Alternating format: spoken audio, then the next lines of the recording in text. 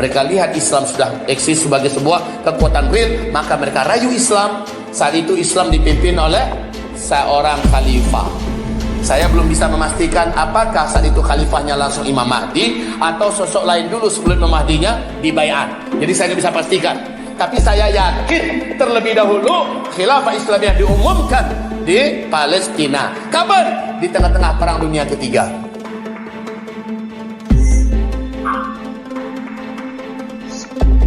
Bagaimana perkembangan Rusia sekarang, Pak, dengan Ukraina?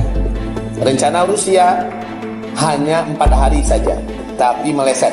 1 bulan dah jalan sekarang. 1 bulan, Bapak Ibu, bahkan lewat 1 bulan. Berhasil nggak Rusia? Belum. Bahkan ini menyeret kepada negara-negara besar lainnya. Amerika dengan NATO-nya semuanya mengirimkan bala tentara. Pesawatnya dikirim, kapalnya dikirim, tank-tanknya, tank-tank tempurnya dikirim. Alutsistanya dikirimkan, dipersiapkan, sampai kepada Rusia kemarin berkata, kami bersiap menuju Perang Dunia Ketiga. Jika perang, maka kita tahu siapa berpihak dengan siapa. Kemarin ini baru-baru saja Iran kirim oleh-oleh berupa rudal ke Irak. Ngamuk-ngamuk, mencak-mencak lah di sana. Alasannya nyerang pusat-pusat Israel yang ada di Irak, tapi warga sipil kena. Uniknya India juga melakukan ulah. Hampir selusin rudal balistik dikirimkan ke Pakistan. Mencak-mencaklah Pakistan. Kita tahu Pakistan dengan Irak, dengan India sama-sama punya bom atom, bom nuklir. Sudan masih perang, Libya masih perang, Suriah masih perang, Palestina dengan penjajah Israel sampai hari ini belum pernah damai-damai. Sementara Cina tinggal start aja lagi dengan Taiwan, seperti Rusia dengan Ukraina. Di waktu yang sama, Cina bergaduh hebat dengan Jepang sekarang, dengan Filipina, dengan Thailand, dengan Brunei Darussalam, dan bahkan dengan Malaysia, Singapura. Ini sesuatu yang sangat-sangat perlu menjadi perhatian kita di akhir zaman. Bila memang tak bisa dikendalikan, maka persiapan Perang Dunia Ketiga tidak bisa dielakkan. NATO juga memberikan ancaman, ya, akan mengirimkan pasukan perdamaian. Kata Rusia, coba macam-macam kalian. Berani kalian kirimkan bom nuklir, bom atom, kami berikan kepada kalian oleh-oleh dari Rusia yang akan menghancurkan kota-kota besar di Eropa dan bahkan jantung Amerika. Rusia memiliki hulu ledak bom nuklir 6.800 unit. Satu saja sudah bisa menghancurkan Nagasaki, Hiroshima. Itu standar dulu. Standar sekarang bahkan ada bom atom kiamat namanya, Pak, yang dibuat oleh Rusia. Kecepatannya 13 kali lipat kecepatan suara. Ditekan sekarang 5 menit kemudian nyampe di Amerika. Daya tempuhnya mulai dari 5.000 sampai 12.000 km hanya dalam 5 menit. Apa ini tidak merinding kita, Pak? Makanya negara-negara Eropa, Amerika serius betul menanggapi ancaman Rusia ini. Dan kita tahu antara Rusia dengan Cina ini sudah membentuk aliansi militer. Cina dengan Korea Utara, juga pemilik bom nuklir, juga membentuk aliansi militer. Negara-negara yang seakidah dan seideologi sudah membentuk aliansi militer. Bila ini terwujud, perang tak bisa dihindarkan berskala global. Ini namanya World War III, ya, Perang Dunia Ketiga. Maka Perang Dunia Ketiga ini, bila ada satu negara mulai melepaskan satu bom atomnya, bom nuklirnya, maka negara-negara pemilik bom nuklir yang lain pasti akan susul, balas-membalas. Maka bumi ini selesai, Pak. 13.000 hari ini hulu ledak bom nuklir yang ada di 10 negara. Amerika, Rusia, Cina, Korea Utara, Turki, Iran, India, Pakistan, Israel, ya. Bila mereka sudah mulai, maka apa artinya ini? Harusnya Imam Al-Mahdi muncul di tengah-tengah perang ini. Itu seharusnya jawaban kita. Imam Mahdi muncul, tapi harus perang dulu timur dan barat. Nah, saking hebatnya peperangan dunia ketiga, wahai kaum muslimin, menyebabkan semua teknologi setelah itu runtuh dan hancur. Ini yang disampaikan 2 minggu yang lalu oleh Vladimir Putin kepada dunia. Saya tidak menginginkan perang dunia ketiga. Saya tidak menginginkan apapun bencana. Tapi bila Amerika mau saya akan layani. Urusan kiamat itu adalah urusan Tuhan. Tapi kalau Amerika pengen kiamat itu urusan saya, kata Vladimir Putin.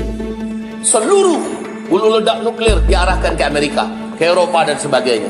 Dalam perang ini saya yakin, saya yakin-yakinnya Amerika ini ngap-ngapan. NATO juga lemes ngadapin Timur.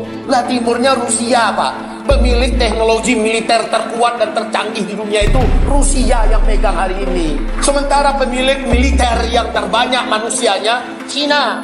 Rusia dan Cina ini sudah mengerikan, gabung lagi. Ditambah itu ada lagi beruang tukang ngamuk nggak karu-karuan, Korea Utara. Nyatu pula di sini. Ditambah pula raksasa berikutnya yang nggak jelas nih di mana posisinya, India. Secara umum India juga tukang ngamuk kepada Islam. Pula tetangganya nggak ada buat apa-apa, Pak, dikirimin rudal sama dia, Pak. Jadi ini pasukan mabuk yang dari India ini akan gabung kemana? Saya pikir wallahu alam gabungnya juga ke blok timur. Karena ini jadi musuh bersama, permusuhan mereka kepada Islam sepanjang sejarah. Cuman hebatnya nanti, dan ini kabar baik insyaallah ta'ala, kabar baik, ketika perang timur barat sedang berlangsung, Israel tidak lagi mendapatkan perhatian khusus dari Amerika. Mujahidin yang mendirikan negara pemerintahan Islam di Afghanistan, dan ini tak terkalahkan pasukannya. Dulu Uni Soviet menyerang pasukan Mujahidin di Afghanistan, pecah berkeping-keping Uni Soviet. Ya, yang terbesar cuma Rusia. Mereka sudah mengakui betapa hebatnya daya tempur Mujahidin yang ada di Afghanistan. Lalu setelah Amerika merasa menjadi negara superpower tunggal, dia gunakan payung PBB, dia pakai semua militer yang ada di NATO, keroyok rame-rame untuk mematikan Mujahidin di Afghanistan. Ternyata mereka 20 tahun, Pak, 20 tahun menghabiskan segala sumber daya, sampai-sampai stres hampir gila mereka, Pak. Pulang dalam keadaan menyerah, kalah, memalukan, habis-habisnya memalukan, sehingga mereka terperosok dalam lubang hutan yang sangat dalam. Sementara pasukannya depresi, entah sampai berapa lama mereka bisa membangkitkan maknawiyat perang pasukannya. Sampai hari ini Amerika pada hakikatnya macan tua ompong yang taringnya sudah lepas, kukunya sudah buntung.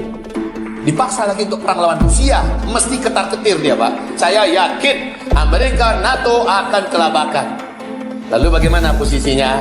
Disinilah ketika dia konsentrasi melawan blok timur, Amerika dan Rusia, dan ini menjadi pelindung terkuat Israel, sang penjajah, agresor terjahat di muka bumi ini sampai hari kiamat. Saat mereka tidak punya perlindungan yang kuat lagi, Mujahidin ini bergabung semua, Pak.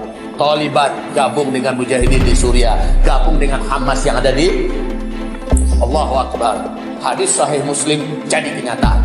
Nanti kata Rasulullah, di tengah peperangan di dunia, kalian akan menyaksikan Baitul Maqdis dibebaskan oleh hamba-hamba Allah terbaik, dan diumumkan khilafah Islam yang di Baitul Maqdis.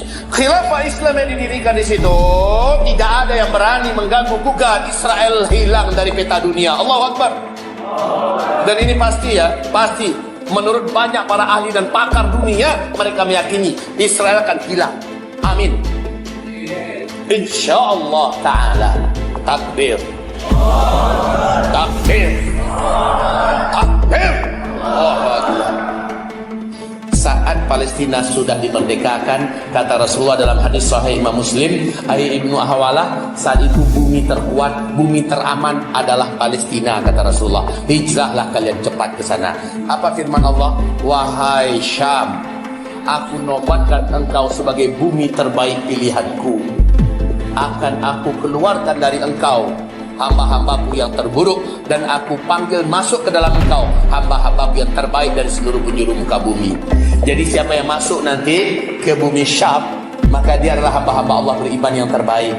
Nah, ketika khilafah Islamnya sudah berdiri di Palestina, saat itu semua kekuatan militer dunia Islam akan merapat dan bersatu di situ. Sementara Amerika angkat tangan, NATO angkat tangan, Rusia angkat tangan, Cina angkat tangan. Mujahidin yang tak pernah terkalahkan di muka bumi ini satu. Mujahidin di Afghanistan hari ini, betul ya, tak pernah terkalahkan. Yang kedua, Mujahidin yang tidak pernah terkalahkan adalah Brigade Izzuddin Al-Qassam, ya, sayap militer Hamas. Ini yang tak terkalahkan. Kata Rasulullah, pasukan Al-Mahdi nanti adalah ciri khasnya mereka datang dari bumi Syam. Ciri fisik mereka begini, akhlak mereka begini, dan mereka memiliki ketakwaan setinggi gunung.